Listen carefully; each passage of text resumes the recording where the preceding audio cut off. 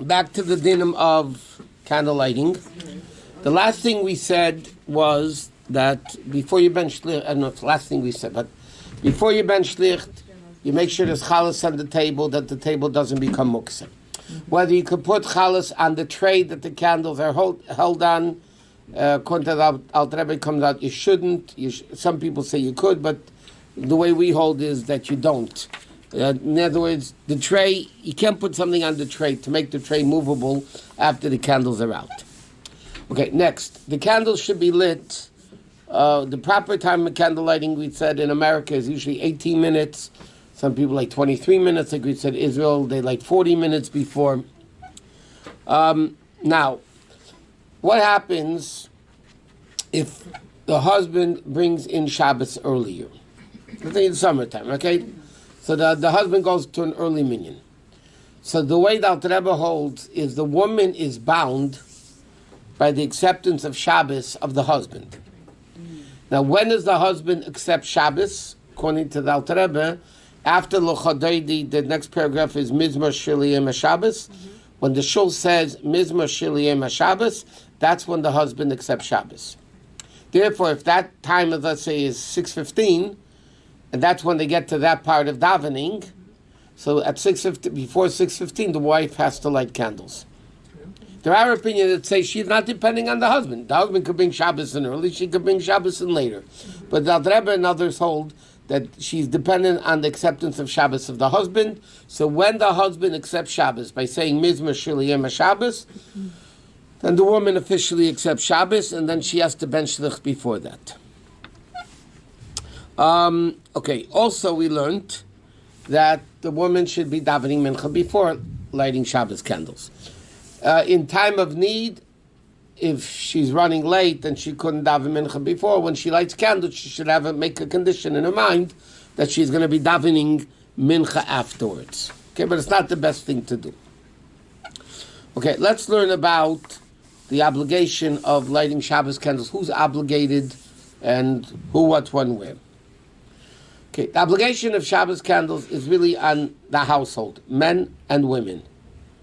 Okay, except that when there's men and women, the minhag is that the woman light. Why? Because, like we said, she's the one that's home most of the time.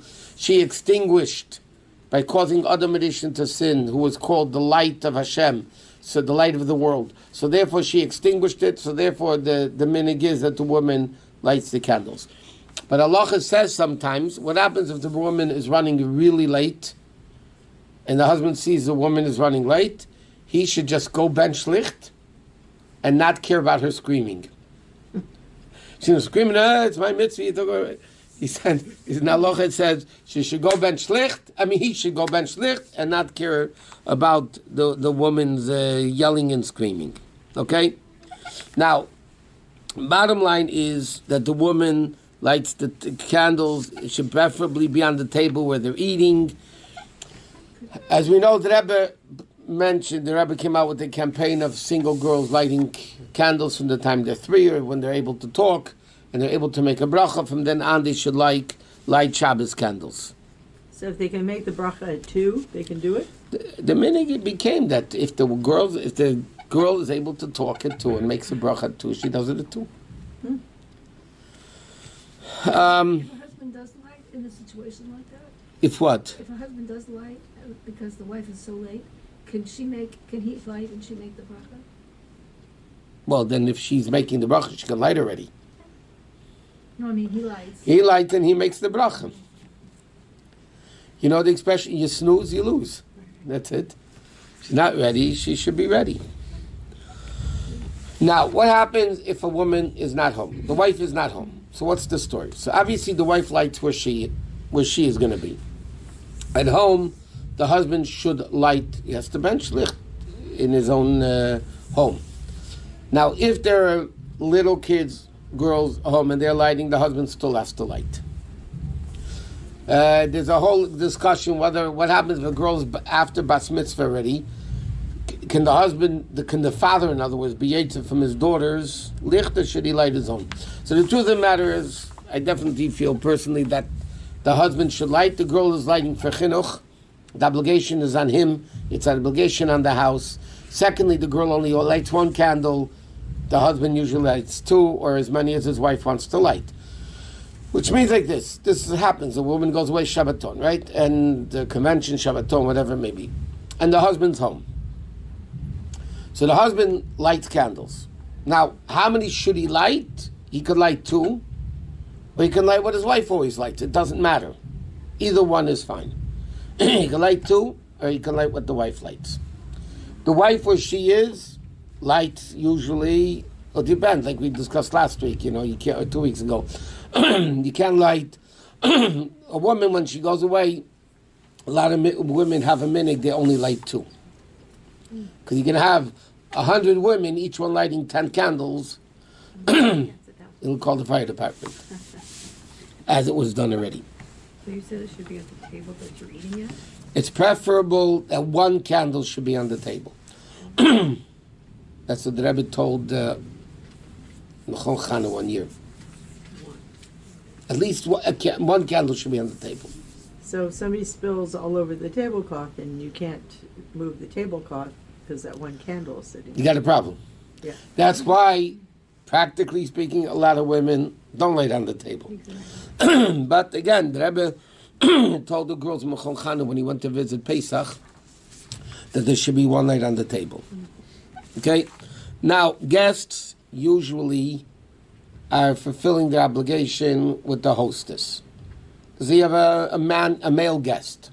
A woman will light her own candles, obviously. If you have a male guest, so usually the yaitza from the hostess. When they light, they might see him also. But if he has his own room where he's sleeping, then he needs to make sure there's a light either in the hallway or in the room, again, for the second reason that he shouldn't fall and trip and do all that. Now, what happens if you're in a situation, which practically speaking, today in a hospital, you can't bench licht. They don't let you use candles. Right.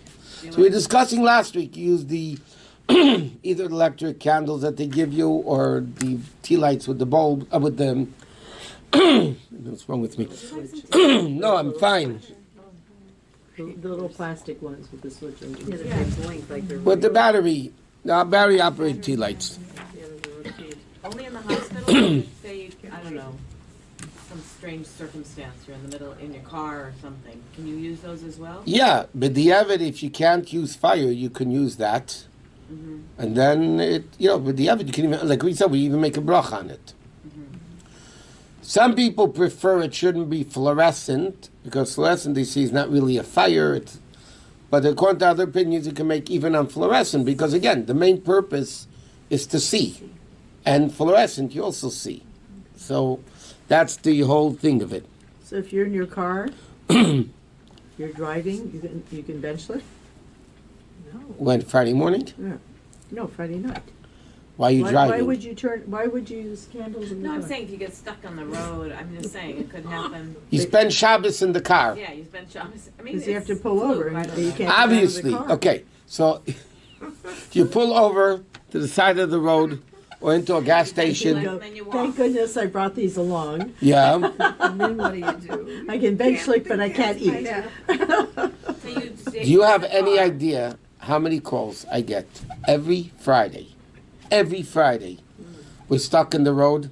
Yeah. We're going from New York to New Jersey, and officially they left on time. Yeah. Officially, right. and they're stuck, and they're not going to make it before Shabbos. So what do they do with licht? Or what do they do with driving? Every week, it's the same story. It's a very first I scream at them. Why do you leave so late on Friday? Yeah. I told you it was once in the summer. It was 4:30 Friday afternoon. Listen to this. Okay, you know LA a little bit? Okay. Yeah. 4:30, it was the summer. So Lich Benshim was probably 3 hours later. Yeah. Okay. They called me up. They're on Wilshire Boulevard, on the on-ramp to the 405, bumper to bumper on the on-ramp, and they're going to San Diego for Shabbos. Not a chance. So they want to know what should they do if they don't make it on time. There's a bunch of counselors.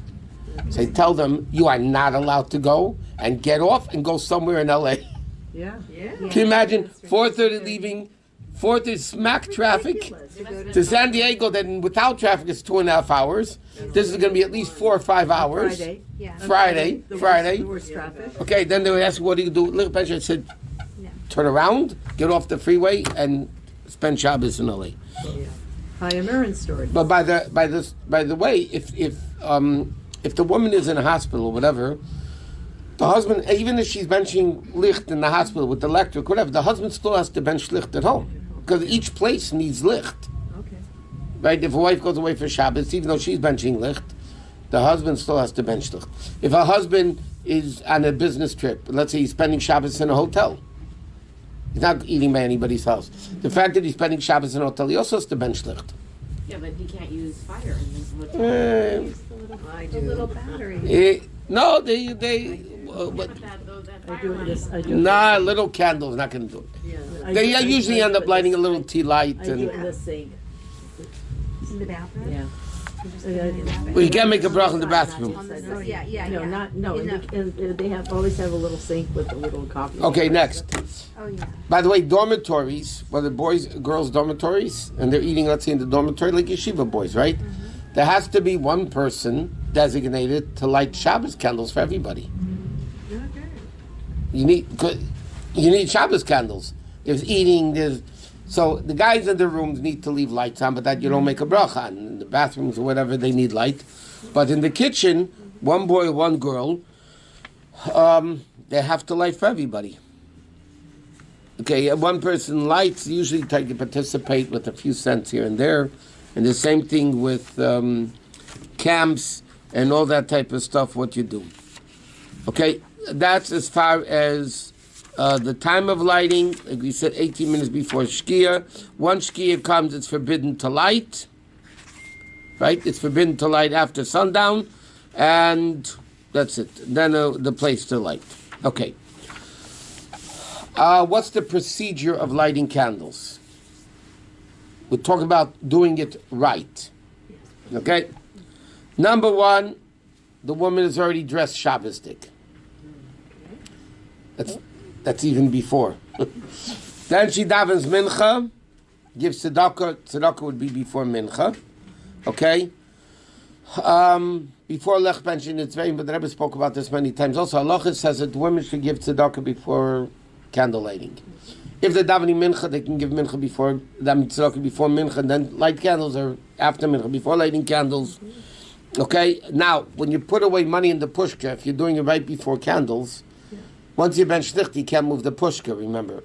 So you have to make sure the pushka is in a place where it's safe to stay the entire Shabbos, because money is really muks on Shabbos. You can't move it for any reason whatsoever. When you light the candles, now you know that when you light a candle, you light the top of the wick, but it takes a few seconds for the whole wick to become... Okay, so that's what is called sheyachas or berubah, that you light it, you don't light it and leave. You light it in a way that the whole, or the majority of the wick becomes lit up. And after you bench all the licht, okay, let me just explain the issue over here. There's two opinions in halacha. When does the woman accept Shabbos? Some opinions say after the bracha. Some opinions say after she lights all the candles, even before she says the bracha.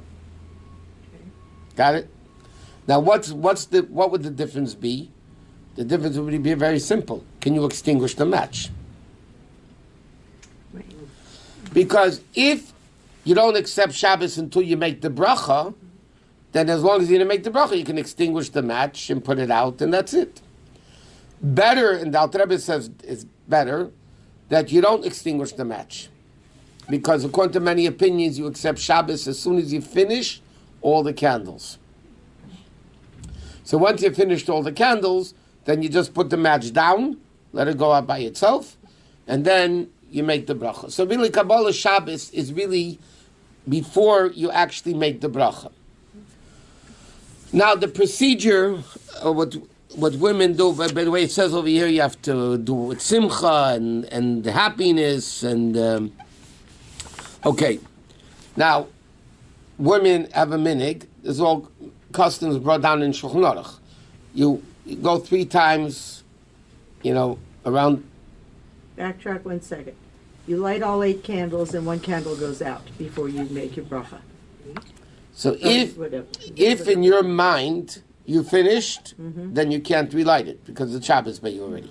Somebody else could light it if there is somebody else But if there. they saw that one of the candles had gone out. While they're still lighting, Yeah. let's say they're lighting 8, like you said, and when you lit number 6, you saw that 4 went out. So then you're not done. When you do 8, then you go back and light. You can't- okay. Yeah, because you didn't finish yet. But if you finish lighting and you're about to make the bracha, and all of a sudden you see 1 candle went out, so then you did accept Shabbos already. Okay. So then you shouldn't light the candle. Now women go like this 3 times to show that they're accepting Shabbos. It's like bringing Shabbos in. Actually a beautiful custom if you think about it. And then she covers her eyes. And then she makes the bracha. Lahadlik ner shel Shabbos Kiddush, which is a Chabad thing. Nobody in the world besides Chabad says Shabbos Kiddush. We say Lahadlik ner shel Shabbos Kiddush. The Rebbe writes it's not a problem halachically because you finish the bracha, so you're saying Kiddush. Kiddush is after the bracha. After the bracha, you're done. That's why when Shabbos and Yom Tov fall out, the Shabbos, Rosh Hashanah, Yom Kippur, whatever it is, we don't say, what do we say? Lahadlik ner shel Shabbos v'shel Yom Tov. Then we don't say Shel Shabbos Kiddush v'Shel Yom Tov. Because in the Gemara, the text of the Gemara is Lahadlik ner Shel Shabbos. The Rebbe writes, Minig Beis Rav from the Alter Rebbe was, from the Alter Rebbe's times already, to say Lahadlik ner Shel Shabbos Kiddush. And there's a reason for that I'll tell you, could be the reason why we do that. So the Rebbe writes, it's not a problem of talking in the middle of a bracha, of adding words, because normally in the middle of a bracha you can't add words. Right? You're in the middle of a bracha, you're changing the text of the bracha. But here, even according to them, the bracha is over when you say Lahadlik ner Shel Shabbos, and you just Kiddush, it's already, the bracha is done, so it doesn't matter. Therefore, when you say Shabbos v'Shel Yom Tov, or Shel Shabbos v'Yom HaZikaron, whatever, you don't say Shel Shabbos Kiddush v'Yom Tov, because now you're in the middle of a bracha, and then you can't add a word that the Gemara doesn't say. Okay? Now, what is the reason why the woman covers her eyes? By the way, let me just say, it's a very auspicious time to daven. When the eyes are covering your face, or your eyes, when the hands are covering your eyes, it's an auspicious time to daven for whatever somebody wants. It's an auspicious time. But why do you cover your eyes? What's the purpose of that? So we learned this many times in the past. It's well known. Halachically, you make a bracha before you do the mitzvah. Because once you did the mitzvah, you're not commanded to do it anymore. Correct?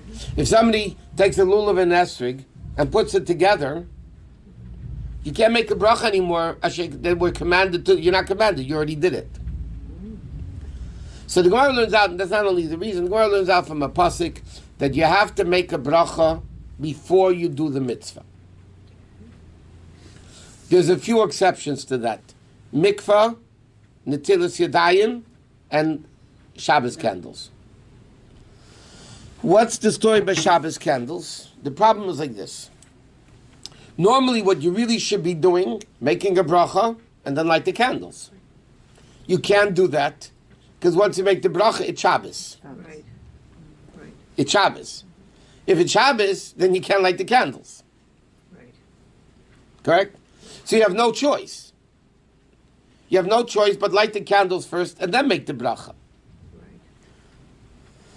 Therefore, why do we cover the eyes? We cover the eyes as if to say the candles are not here yet. I'm not benefiting from the light because my eyes are covered. When I finish the bracha, then I uncover my eyes as if to say now I made the bracha first and then I lit the candles. Because now you're getting the light from the candles. That's why it's interesting. Many people in the world, in fact, a lot of people in the world, Yom Tov don't do that. They don't cover the eyes on Yom Tov. Yom Tov, you're allowed to light candles. So they make the bracha, and then they light the candles. Like you're really supposed to. But we don't hold like that. Now, the Rebbe Shulchan Aruch says clearly that not to differentiate between Shabbos candles and Yom Tov candles, we always do it the same way. Okay, good. Therefore, Yom Tov candles the first night, we also light 18 minutes before Shkia, even though halachically you can light later.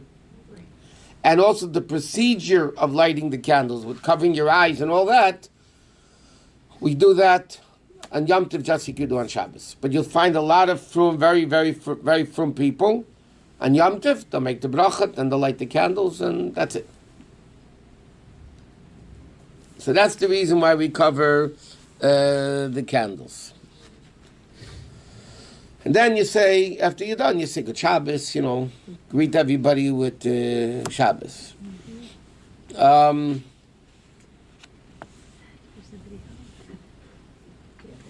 What? In my house, there's nobody home. There's just me. Exactly. Me too.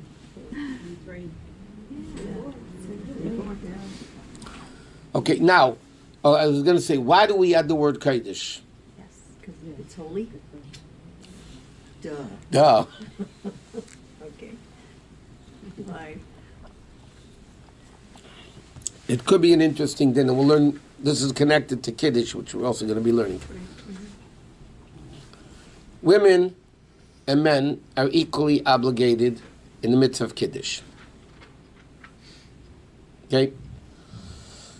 Even though Kiddush is a mitzvah connected to time, and women are not obligated in positive mitzvahs connected to time, because it's only Friday night, and when Shabbos is over.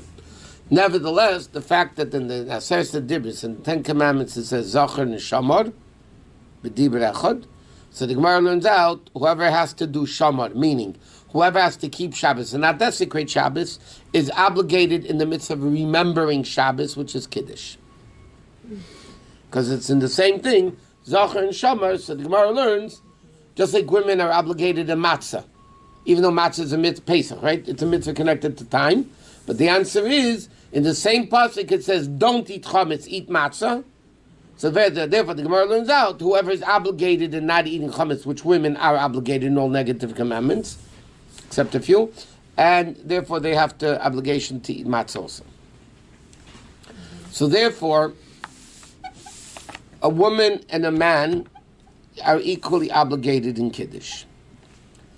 There's two parts of Kiddush. There's biblical Kiddush and rabbinic Kiddush.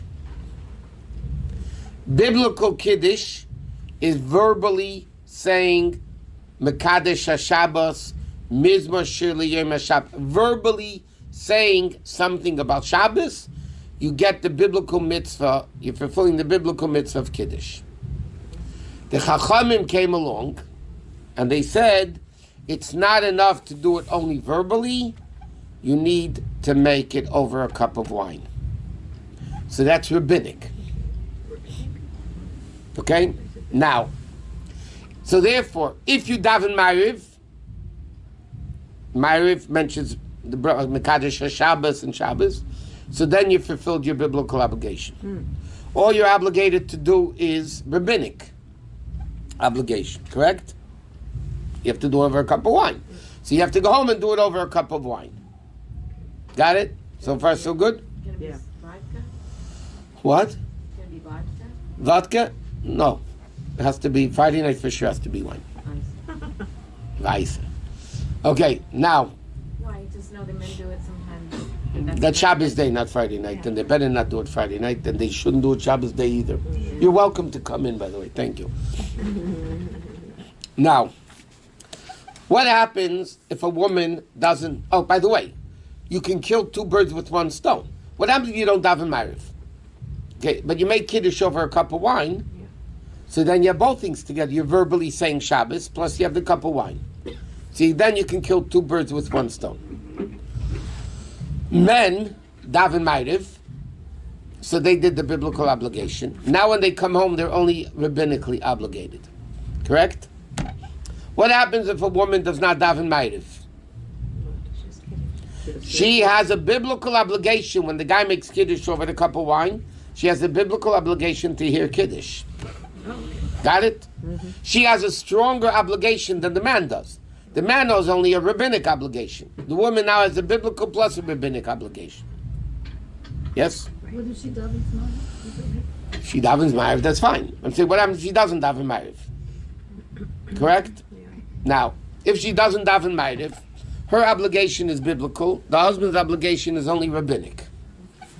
So now the question is, can the husband's rabbinic fulfillment of his obligation fulfill the woman's biblical obligation?